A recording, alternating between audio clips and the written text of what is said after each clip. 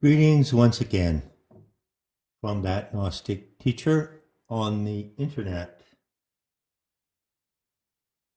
So here we come to the fourth talk in this series on Sophianic versus Semitic. And the moment has come to talk about the Sophianic Mythogen. Now, consistent with my, let's say, new style of delivery, I'm front-loading the talk. So I'm telling you at the beginning the takeaway, the conclusion, the point, the objective of what you're going to hear in the following half hour. The Sophianic Mythogen, unlike any other mythic narrative that you will ever encounter. And the uniqueness of it is due to many factors, but principally to the way that it invites your participation. It is an unfinished myth. It is a myth in progress. It is a myth that has been set up by divine powers, the aeons.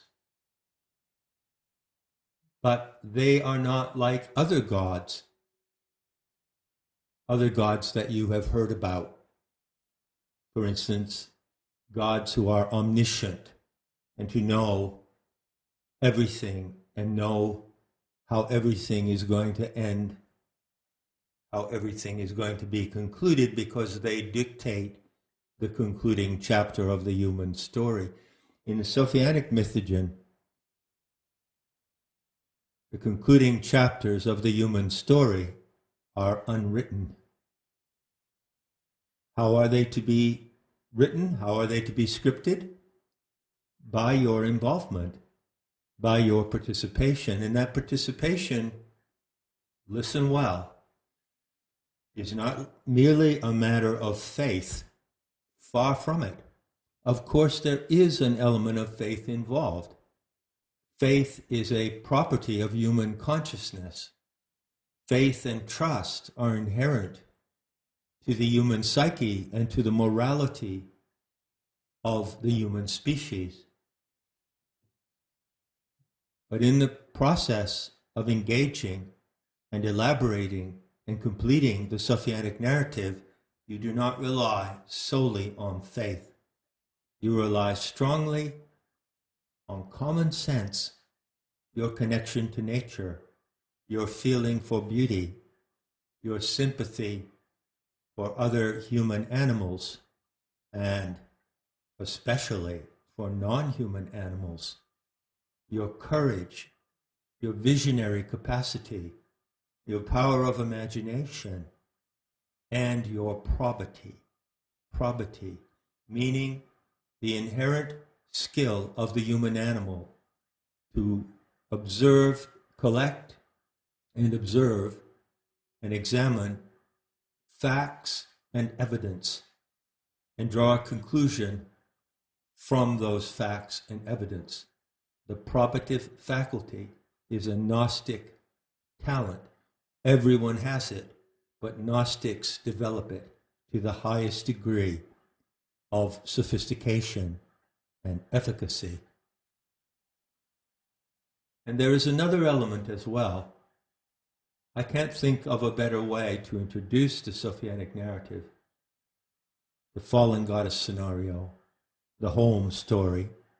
We use those names interchangeably. You may use those names interchangeably. There's another way to introduce it and to indicate for you the takeaway of this talk. When you engage the Sophianic Mythogen, you are engaging your sacred birthright as a human being, your sacred birthright as an expression, an example of the human species. It is your birthright to know this story. And it is your privilege and responsibility to develop this story. There are many engaging factors of attraction in the Sophianic narrative. Beauty, of course, stands foremost in that attraction. It is the beauty of the story and what it affords to you to realize yourself as a human being that puts it beyond any other story. So you know that it is a stand-alone narrative. If you really see what it is, you see it's a stand-alone narrative. It is paramount and superlative. And the other factor of the many that I could select that may well be the strongest element of attraction in this narrative is mystery. It's a mystery, like a mystery story, like a mystery novel. And there is enormous suspense in the mystery. Mystery is a narrative about something powerful, strange, and sacred in which you are profoundly involved even before you ever hear about it. And that mystery deepens in you, in your soul. And that mystery becomes more and more vivid and powerful the more that you experiment with the narrative. So to be involved in the Sophianic Mythogen is to accept that life is a great mystery. But it is a mystery that belongs to you. You, in fact, are the key to that mystery. It is not a mystery in the sense of mumbo-jumbo, fairy tale, pretending, make-believe magic. No, it is not that. Most distinctly not that. I said years ago that there is a difference between the experience of a genuine mystery and the experience of mystification. And when you look at the matter of the occult and the esoteric, handled by incompetent people who are lost in the sauce, who are lost in games of pretending, you find yourself in a fog of mystification. And that fog is thick. And many of those who have entered that fog never find their way through it. But the mystery of the Sophianic Mythogen shows you the way to lead your life transpersonally. And everything that you learn about the mystery and put into practice enhances and enriches and empowers your personal life. As you read in the orientation to the home story, the transpersonal fulfills the personal. The personal cannot fulfill itself. So let's start with the formula of the Mythogen. Perhaps you know it well by now.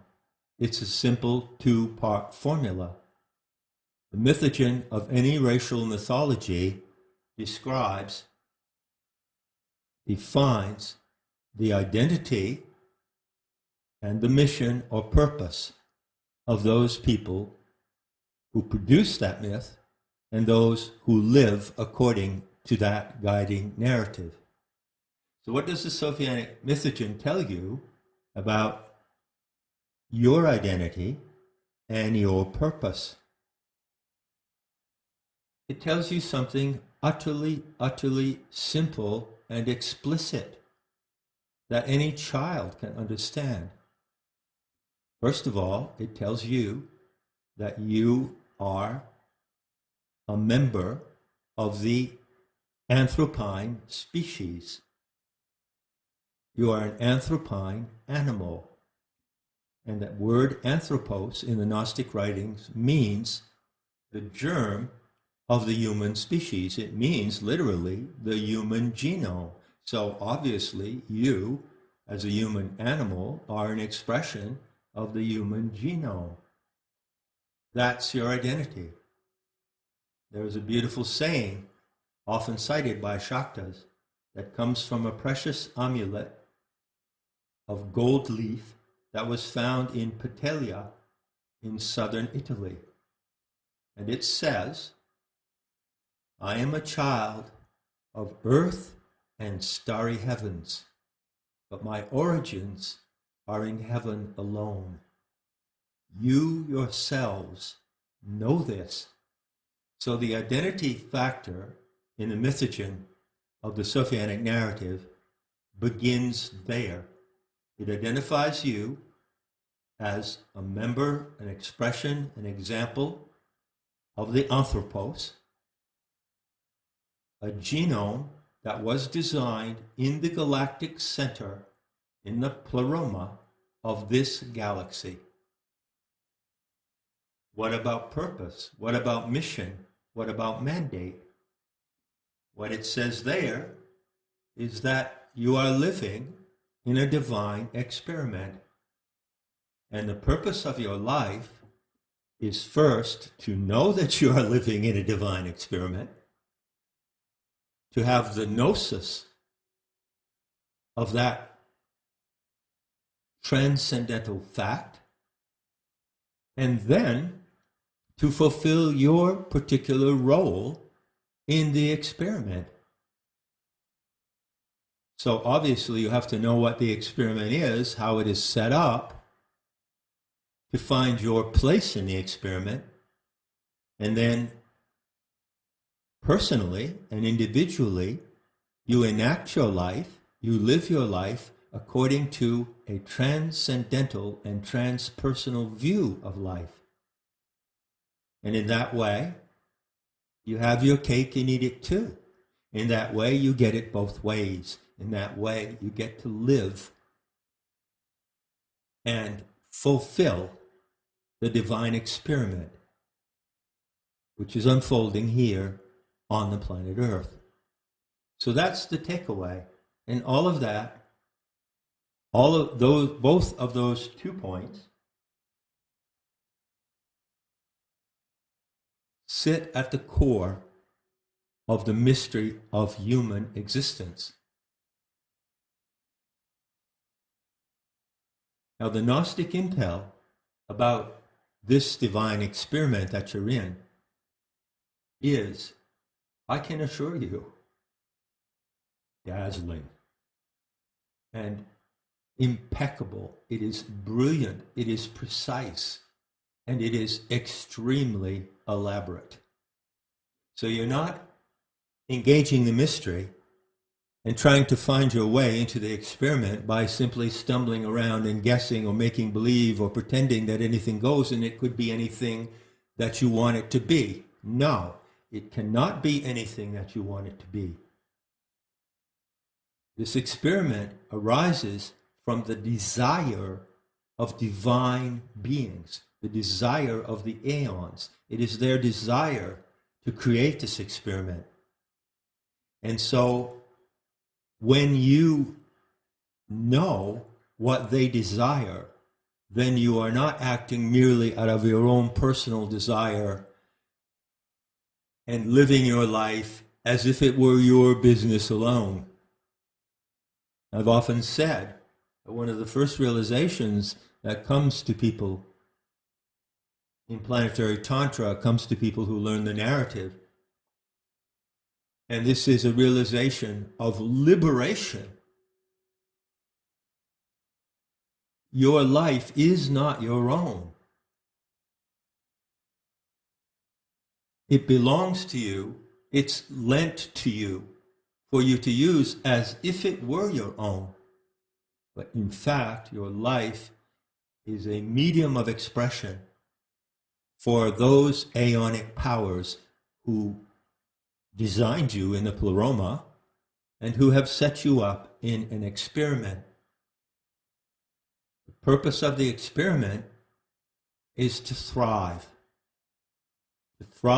in coevolution with your natural setting and with the other animals and plants in that setting. The purpose of the experiment was called by the ancient alchemists the great work. Coevolution is the great work. So, in summary, by way of a distillation, you can say that your purpose, defined in the Sophianic Mythogen, is to live and thrive and delight in the creative symbiosis of life itself. Now, in the remainder of this talk, I'll see what I can say. I'll see what comes up. But my main purpose is to make 2 points. One concerns the form in which you receive the Mythogen, and the other concerns the way that the Sophianic Mythogen stands against the Semitic Mythogen. It stands against it. Remember, I said the relation of these two mythic structures, these two narratives, is adversarial. So the point is, the second point I wish to make in concluding, is that if you know the Sophianic Mythogen and you identify with it, then you have a narrative that empowers you to overcome the Semitic narrative that is operating globally on this planet in a massive and many-faceted orchestration of life-hating deceit. You have that power.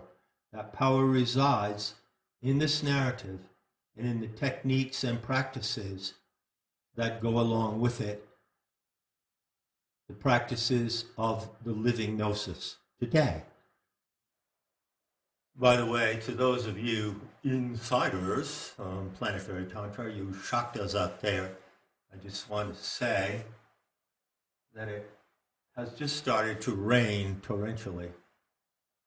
The rain in Spain takes away the pain. And you probably can't hear it due to the podcast mic that I'm using.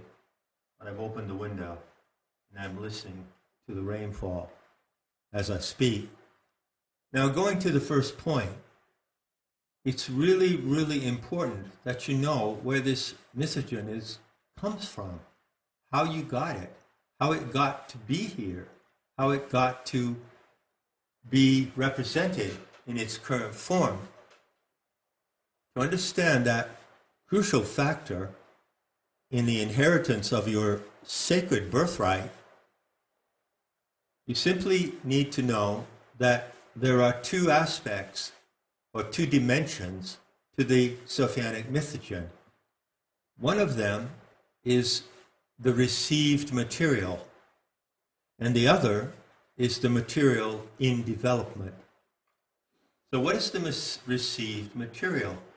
Well, as I noted in another talk, the teaching, the instruction, the legacy of the Sophianic message to humanity and the story of the divine Sophia herself is the most forbidden, repressed, attacked, and demonized body of knowledge on the entire planet.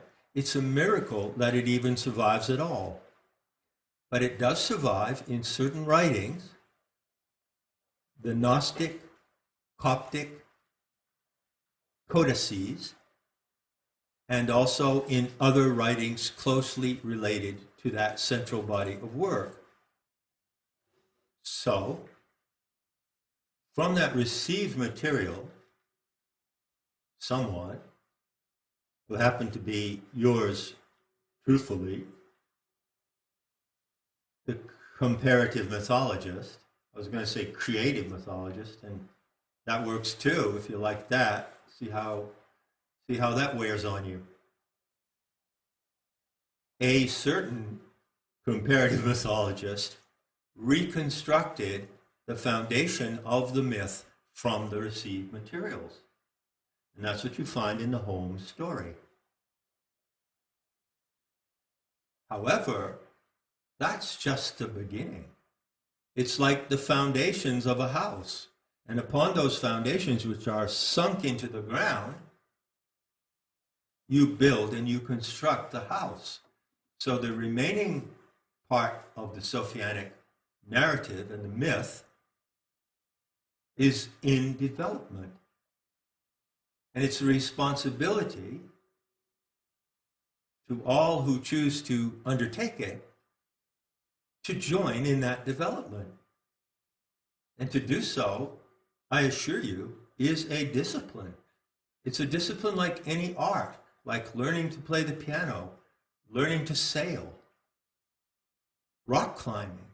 It's a discipline like any others.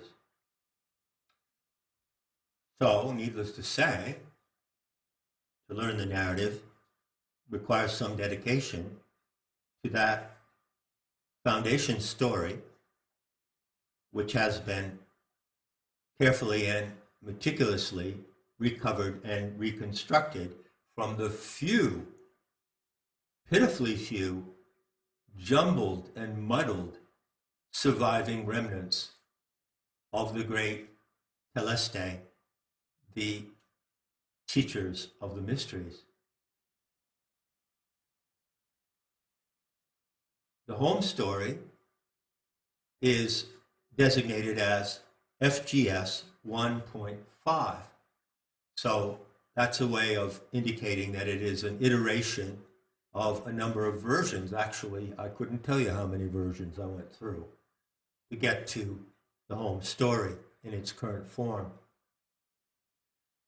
But all of those iterations and all of those versions apply simply to the foundation. You will note that in the 9th episode of the home story, the human species hasn't even appeared yet on Earth.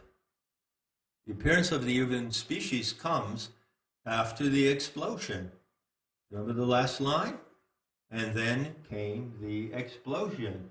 Well, specifically, that is the Cambrian explosion, which is recognized as a geological event that happened, they say, according to their narrative, according to their myth, they say, what? 550 million years ago. And coming forward from the Cambrian explosion, the genome of the human species seeds upon the planet, and the variations of that genome in the various regions of the world develop into the races. Now, I want to make it clear that the language to use, the language I encourage you to use regarding the Anthropos in the Sophianic narrative, sets a clear distinction between species and race. So there is no human race, it's a misnomer. There are human races, but there is only one human species, the Anthropos. So you are an anthropine, and in fact you are just another animal, like a canine, like a feline. You see? You're just another species of animal in the divine experiment. But the Mythogen teaches that you, as an anthropine or human animal, have a particular role, and you have an exceptional role to play in how the experiment works out. Other animals also play parts in how the experiment works out. Oh, yes, they do. They hold the experiment in profound and magnificent ways, a June bug, as well as a great blue whale, holds this experiment. But the role of the human animal is exceptional, but not superior in the sense of superiority that you find, for instance, written deeply into the malware of the Semitic narrative. So here's an occasion to contrast the Sophianic and Semitic narratives. I'll devote the fifth talk to a more detailed explanation of that contrast. But here's one way to highlight that contrast. While the Semitic narrative is about racial supremacy, the super race of the Elohim being the overlords of the earth, according to their script, Sophianic Mythogen is about racial singularity. And the word singularity, which is monogenes in Greek and is found in the Coptic writings, or in the Gnostic writings, in Coptic and Greek, that word plays in two ways. In the first place, each human individual is a singularity that carries the power of the entire experiment and can determine the outcome of the experiment. There's a saying in planetary Tantra, the fate of the kalpa rides on one life at a time. This is an expression of singularity. So singularity refers to you as an individual human animal, but it also refers to the fact that from the viewpoint of the aeons who designed our species is a singularity. It's their singularity. So the Sophianic narrative is a myth of singularity and not supremacy.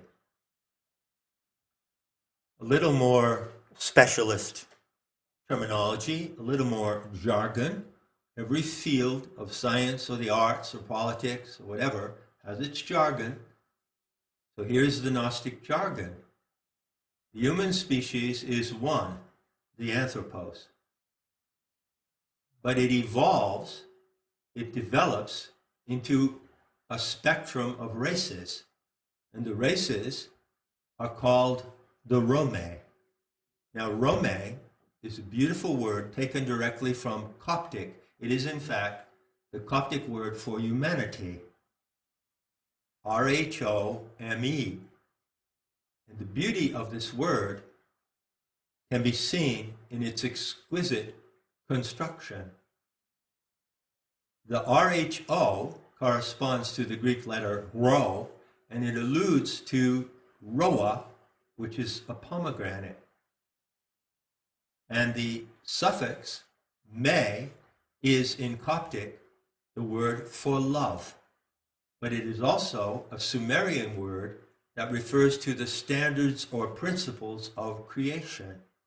The me, they are the divine principles of life. They are the operating rules of the system of life, the me. But me in Coptic also means love. So this word Rome is your word of self-identification in the Sophianic Mythogen. And Shaktas, those who revere and share the power of the Divine Mother, Sophia, call themselves Rome. And it's a word that you use in plural and singular expression. So you can say, I am Rome, and you can speak of the Rome as the totality of the spectrum of all of the diverse races that arise over the course of time in the different regions of the world. The territorial ethnicities of the human population is the Rome, and you are Rome.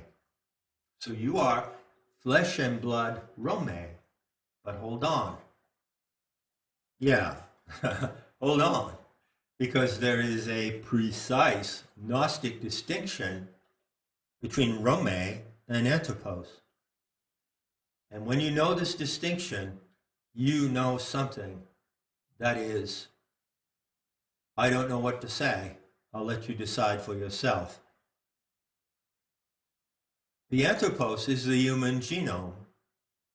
And in a way, you could say it's humanity.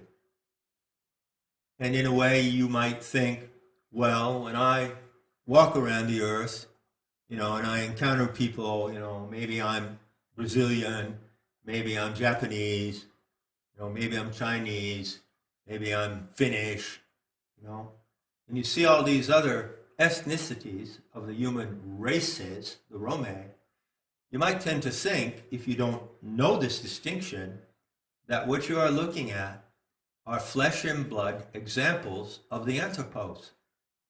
But they're not. There is no flesh and blood example solely of the Anthropos itself. Neither you nor anyone else in all of time ever has or ever will see the anthropic humanity standing in front of you.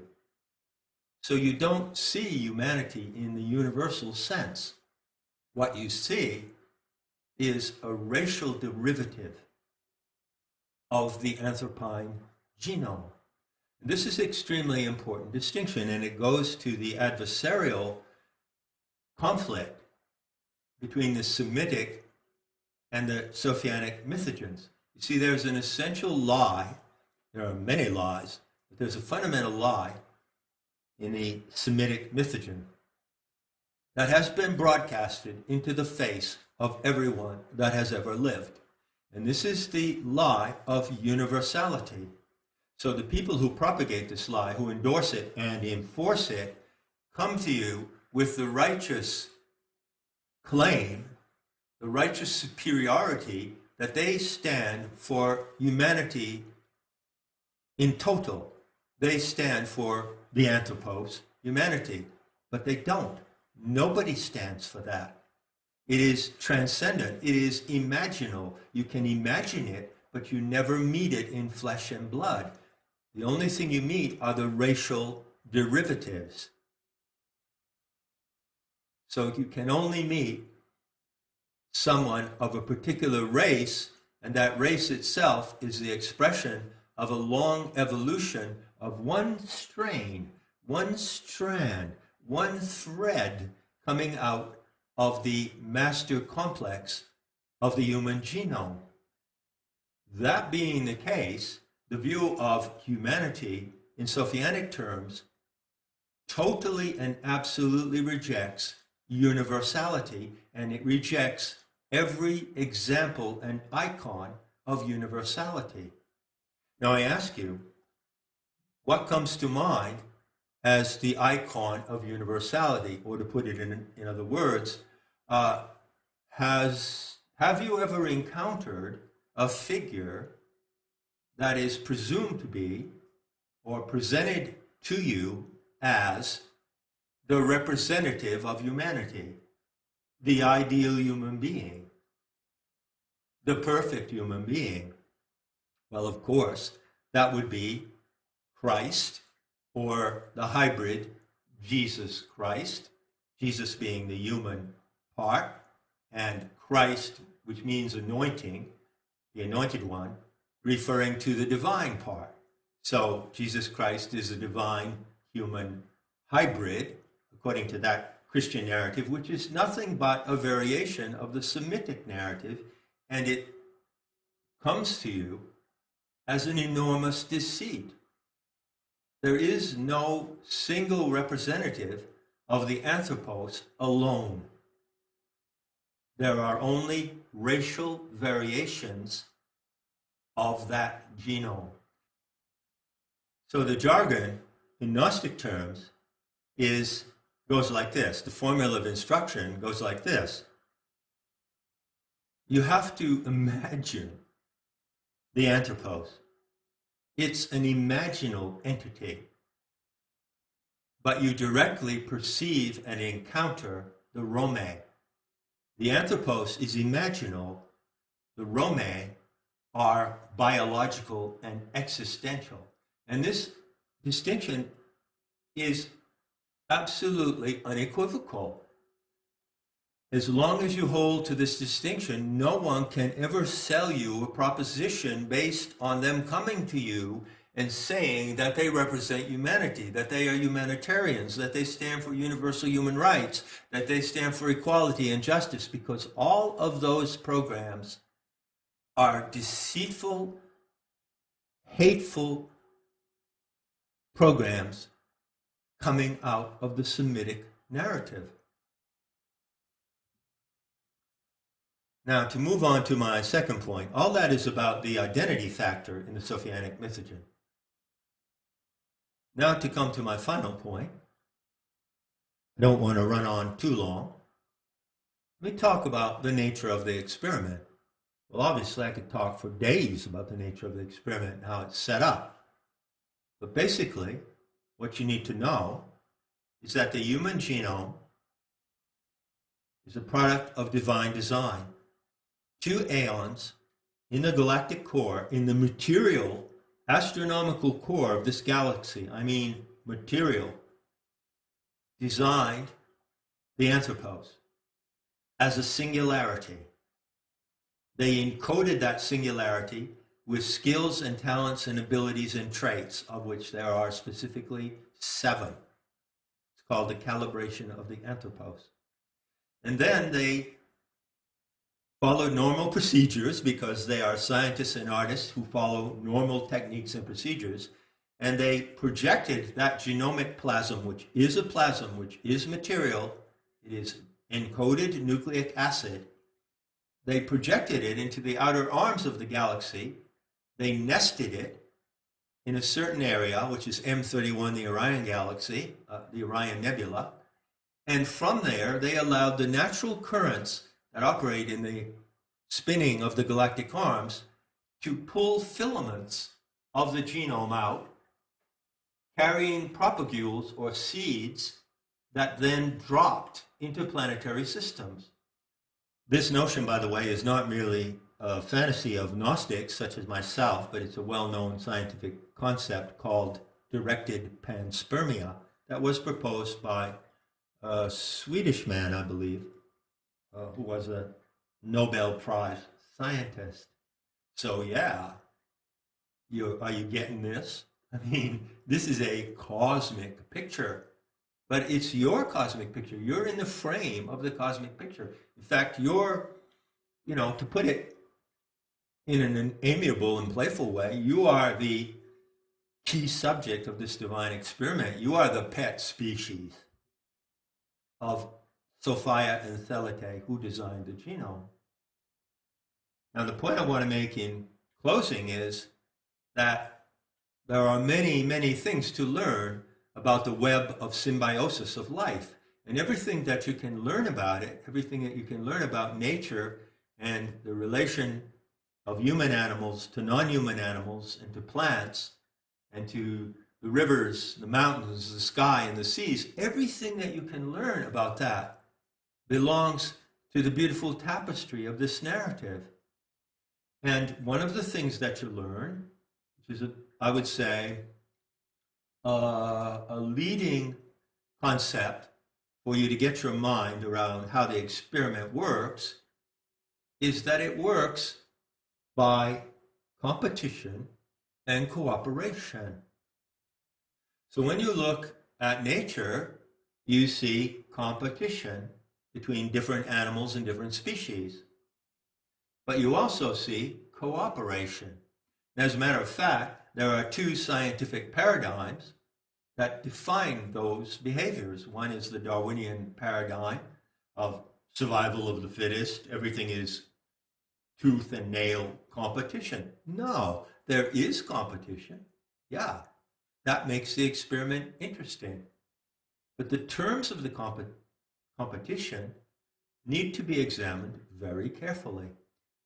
The second aspect of the experiment is cooperation.